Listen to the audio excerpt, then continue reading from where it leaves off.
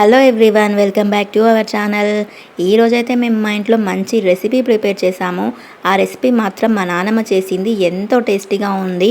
ఆ రెసిపీ ఏంటంటే ఉలవలు వేయించి రోట్లో దంచి ఈ విధంగా పచ్చడి ప్రిపేర్ చేసింది. ఎంతో టేస్టీగా ఉంది. మీకు కూడా ఈ వీడియోలో ఎలా చేయాలో చూపిస్తాము. ముందుగా మనం ఉలవలను అయితే ఈ విధంగా వేయించుకోవాలి. మీడియం ఫ్లేమ్లో పెట్టి ఉలవలని వేయించుకోవాలి. మరీ ఎక్కువగా వేయించకూడదు, నార్మల్గా జస్ట్ వేగితే చాలు, పచ్చివాసన పోయేలాగా వేయించుకోవాలి. ఆ తర్వాత ఉలవల్ని మాత్రం మనం ఇలా ఒక ప్లేట్లో చల్లారనిచ్చుకోవాలి. తర్వాత ఒక మిక్సీ జార్లో వేసుకొని మనము పప్పులా చేసుకోవాలి. ఉలవలని ఇలా పప్పులా మనం మిక్సీ పట్టుకోవాలి. మరీ మెత్తగా పట్టకూడదు, జస్ట్ ఒక రౌండ్ అలా తిప్పితే సరిపోతుంది. తర్వాత మనము ఈ పప్పుని మాత్రం ఒక దాంట్లో వేసుకొని వీటిపైన ఉన్న లేయర్, ఉలవలకి పొట్టు ఉంటుంది కదా, ఆ పొట్టు పోయేలాగా మనం చెరుక్కోవాలి. ఈ పొట్టు మాత్రం నాకు పోవట్లేదు, చెరగా రావట్లేదు. సో అందుకని మా నాన్నమ్మ చేసింది, ఇలా సపరేట్ చేసింది. ఉలవలని పప్పుని మాత్రం సపరేట్ చేసింది. వాటిపైన ఉన్న పొట్టు కూడా పోతుంది అలా చెరిగితే. చూడండి ఎంత బాగా వచ్చింది కదా. ఇలా మనము అప్పట్లో నానమ్మ వాళ్ళు ఇలానే చేసుకునేవాళ్ళు, చాటలో వేసి. ఇసుక వేయడానికి కూడా ఇలానే చేసేవాళ్ళు, చాటలో వేసుకొని. నాకు మాత్రం ఇలా అస్సలు రావట్లేదు. మీకు ఇలా చేయొస్తే మాత్రం కామెంట్ చేయండి, మీకు వచ్చా రాదో. చూడండి ఎంత బాగా వస్తుంది. ఉలవలన్నీ సపరేట్ అయిపోతున్నాయి కదా అలా చెరుగుతుంటే. చూడటానికి చాలా బాగా అనిపిస్తుంది, మనకు వచ్చినట్టే అనిపిస్తుంది, కానీ అలా చేసే మాత్రం రాదు. చూడండి ఇలా పప్పును మాత్రం సపరేట్ చేసి ఒక ప్లేట్లో వేసింది. తర్వాత ఈ ఉలవలు ఉన్నాయి కదా, ఈ ఉలవలని మళ్ళీ ఒక రౌండ్ మిక్సీలో వేసుకొని మళ్ళీ ఇలా సపరేట్ చేసుకుంటే ఈ పప్పు మాత్రం మనకు వస్తుంది, పొట్టు వెళ్ళిపోతుంది. ఈ విధంగా మాత్రం మీరు కూడా చేసుకోవాలి ముందుగా. నెక్స్ట్ మనం ఈ ఉలవల పప్పుని ఒక గిన్నెలో వేసుకొని మంచిగా ఒకసారి అయితే ఇలా కడుక్కోవాలి. కడుక్కున్న తర్వాత ఒక పావు గంట సేపు మాత్రం నానబెట్టుకోవాలి. తర్వాత మనం ఇలా చింతపండుని కూడా నానబెట్టుకోవాలి. ఇంకా 2 టమాటాలు అయితే వేసాను. ఈ టమాటాస్ని మనము కొద్దిగా ఆయిల్ వేసి వేయించుకోవాలి. ఇంకా మనము అయితే ఈ పావు గంట సేపు నానిన పప్పుని మాత్రం రోట్లో వేసి నానమ్మ మాత్రం ఈ విధంగా దంచుతుంది. మనం మిక్సీలో వేసి చేసుకున్న పచ్చడి కంటే ఇలా రోట్లో దంచుకొని చేస్తేనే ఎంతో టేస్టీగా ఉంటుంది. కానీ మనకు చేతకాక మనం ఈ రోజుల్లో మిక్సీలో వేసుకుంటాము ఏదైనా పచ్చడిని. ఈ విధంగా దంచుకుంటేనే టేస్ట్ మాత్రం చాలా బాగుంటుంది. అప్పట్లో మేము ఉలవ పచ్చడి చేసుకున్నాము, మధ్యలో శానాలు అయితే తినక మేము అయితే మా కొడుకు మా మనవరాలు తినాలని చేయమని అంటే నేను ఏంపి పొట్టు తీసి నానబెట్టి రోట్లో దంచిన ఉలవ పచ్చడి. ఏంపిన టమాటాలు పక్కకు పెట్టుకొని చింతపండు టమాటాలు దంచినాం. రోట్లో దంచి మళ్ళీ ఉలవలు పప్పు అంతా మిక్చర్ చేసి దంచినాం.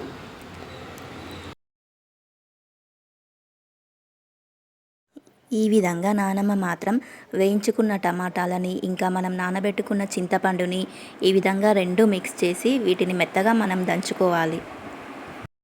ఇలా టమాటాలు చింతపండు మనం మెత్తగా దంచుకున్నాక అందులో కొద్దిగా ధనియాల పొడి వేసుకోవాలి. 1 స్పూన్ ధనియాల పొడి అయితే సరిపోయింది. నానమ్మ మాత్రం 1 స్పూన్ ధనియాల పొడి వేసింది. ధనియాల పొడి వేసి ఒకసారి మళ్ళీ ఈ విధంగా దంచింది. దంచిన తర్వాత మళ్ళీ 1 స్పూన్ జీలకర్ర పొడిని మాత్రం వేసింది. చూడండి ఈ విధంగా ఒక హాఫ్ స్పూన్ జీరా పౌడర్ మాత్రం వేసి మళ్ళీ ఒకసారి మొత్తం దంచింది. ఆ తర్వాత దానికి సరిపడా కారం వేసింది. ఎన్ని స్పూన్స్ వేసిందంటే చూడండి, 1 2 3, ఇలా 3 స్పూన్స్ కారం, హాఫ్ స్పూన్ సాల్ట్ మాత్రం వేసింది. తర్వాత అవి మొత్తం మంచిగా దంచుకున్న తర్వాత మనం ఉలవలు దంచుకొని పక్కన పెట్టుకున్నాం కదా, వాటిని ఈ టమాటో చింతపండు దంచుకున్న దాంట్లో వేసి మళ్ళొకసారి మనం మెత్తగా దంచుకోవాలి. చూడండి ఇవన్నీ ఒకసారి కలిపి మాత్రం దంచింది. తర్వాత కొన్ని వెల్లుల్లిని వేసి ఇలా దంచుకోవాలి. వాటికి సరిపడా వెల్లుల్లిని వేసుకోవాలి. మనం కొన్ని తీసి పక్కన పెట్టుకోవాలి, కొన్ని పోపులో వేసుకోవాలి, కొన్ని ఈ విధంగా పచ్చడి దంచేటప్పుడు వేసుకుంటే చాలా టేస్టీగా ఉంటుంది. ఆ తర్వాత మనం ఇందులో కొంచెం గ్రేవీగా రావడం కోసం వాటర్ వేసుకోవాలి. నార్మల్ వాటర్ వేయొద్దు. మనం చింతపండు నానబెట్టుకున్నాం కదా, ఆ నానబెట్టుకున్న వాటర్ని ఈ పచ్చడిలో వేసి దంచుకుంటే కొంచెం పచ్చడి టైట్గా లేకుండా లూజ్గా ఉంటుంది, చాలా బాగుంటుంది. అన్నంలో కూడా కలుస్తుంది. ఈ విధంగా అయితే చింతపండు వాటర్ వేయడం వల్ల టేస్ట్ కూడా చాలా బాగుంటుంది.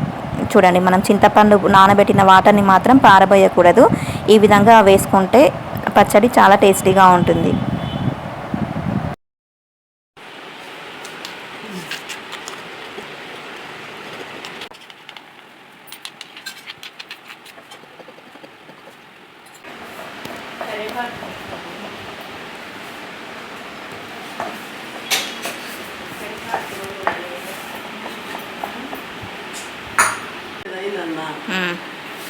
పచ్చడి రెడీ అయ్యింది. తర్వాత ఏం చేయాలి? పోపేసి తర్వాత పోపు వేసుకోవాలి. కరివేపాకు ముద్ద వేసి తోడుతున్నాను, గిన్నెలకు తోడుతున్నా. అయిపోయింది రోటి పచ్చడి, ఉలవ పచ్చడి.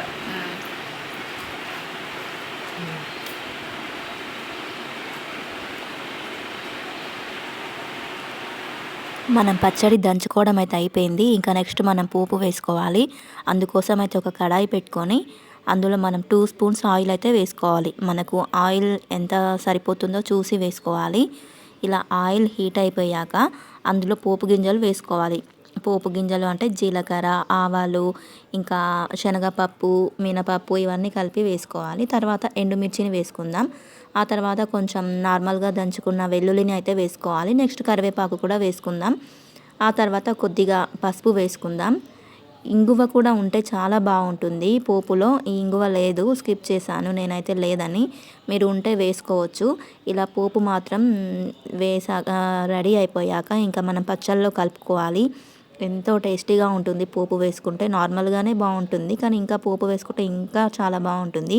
ఈ విధంగా మీరు కూడా ప్రిపేర్ చేసుకోండి. వేడి వేడి అన్నంలోకి ఈ పచ్చడి వేసుకొని తింటే ఎంతో టేస్టీగా ఉంటుంది.